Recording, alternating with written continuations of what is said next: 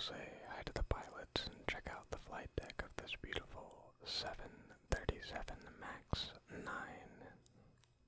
made by Boeing, of course. We flew from Atlanta all the way to the West Coast through Washington into Vancouver.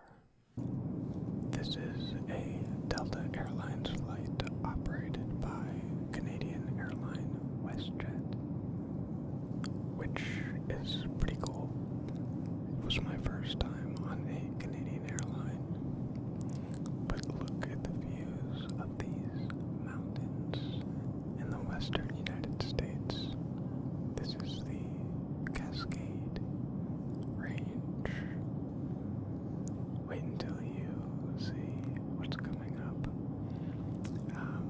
I brought some food with me because I didn't know what the Canadians' airline food would be like, but the snacks were pretty good. And then I, of course, had to take a lavatory or bathroom selfie. If you listen closely to the announcements coming up, they are in French, since it's Canada, which is pretty cool. Here's some amazing views of Mount Baker, which is a 10,781-foot active glacier-covered andesitic stratovolcano as part of the Cascade Volcanic Arc. It has the second most thermally active crater in the Cascade Range after Mount St. Helens, located 30 miles east of the city of Bellingham. I'm gonna leave this next about 2.5 minutes of landing in the video without talking for those of you aviation geeks like me who want to hear it. For those of you that don't, you can skip right around to the 10-minute mark or click on the next chapter in the timeline of this video.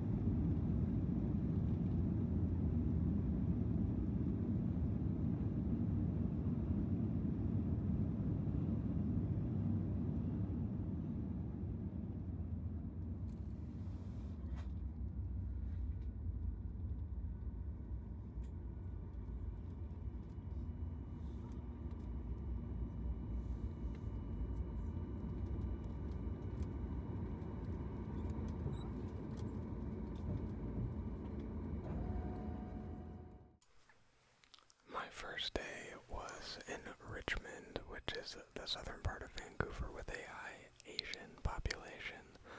My family didn't arrive till the next day, so I was off on my own exploring and trying out a couple of local Vietnamese spots.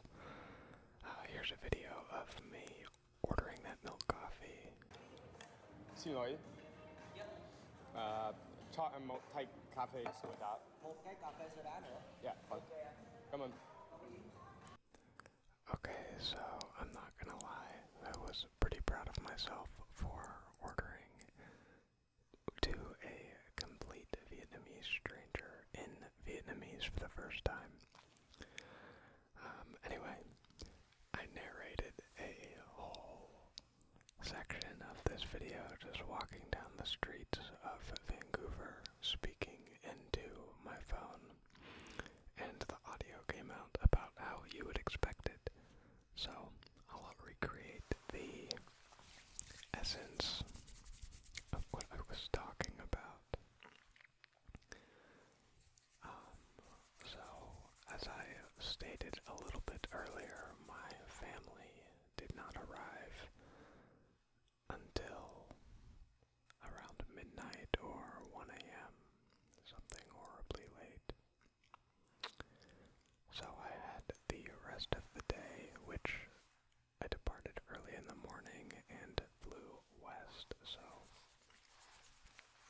though my day was already 8, 9, 10 hours of traveling, I didn't lose as much time because of the time zone changes.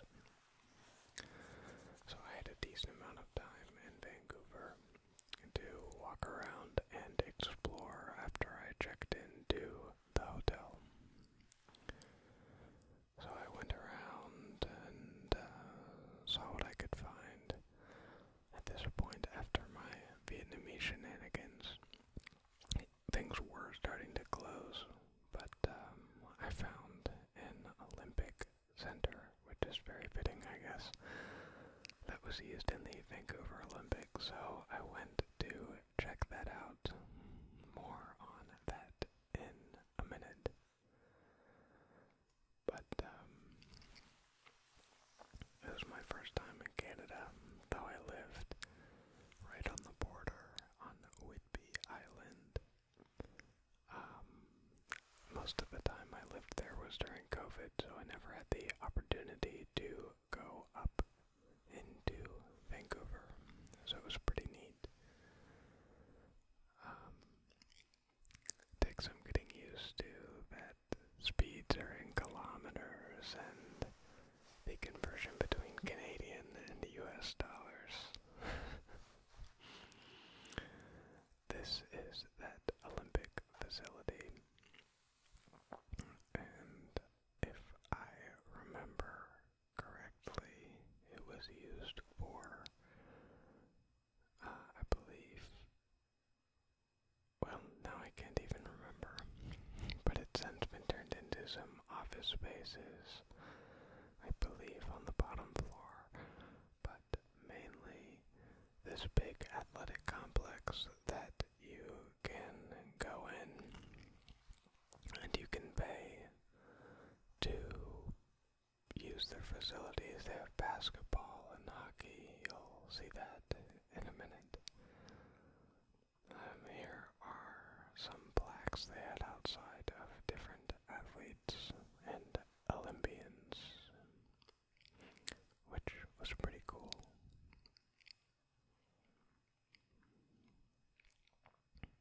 You can pause back on those if you're really interested. Here's a display case with some sports and Olympic and other competition memorabilia. You can see me in the horrible glare there. A really cool medal. And here's the inside of the facility. As you can see, they have some hockey going on, which is pretty cool to sit down and, well, stand rather, and watch them play. It seemed to be some league or rec teams, something, of that nature. I think this facility was used for ice sports, I think speed skating, so it's kind of cool that they get to the same venue as Olympians. When I lived in Wisconsin, I went skating at the U.S. Olympic Training Facility a couple of times, and that was pretty cool to be sharing the ice with Olympic champions. I'm not sure how relaxing hockey is, but that's why the audio is gone now.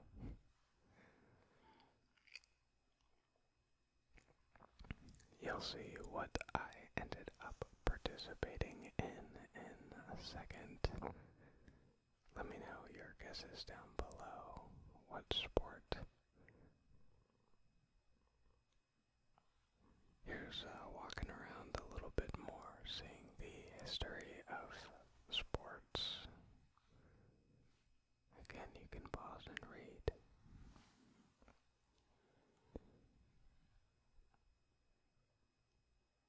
Wait, by the way, until you see some of the videos coming up of this trip, and the main purpose being a trip to Alaska. A cruise. By the way, if you picked rock climbing, you were correct. Now, don't judge, I haven't climbed in years, really, so my form's a little off, but they had a really nice climbing facility. After that, I was exhausted from traveling, so I went back to the hotel and went to bed. Before I knew it, it was day 2 in Vancouver, which was departure day, so stay tuned for the next episode to see the ship and my second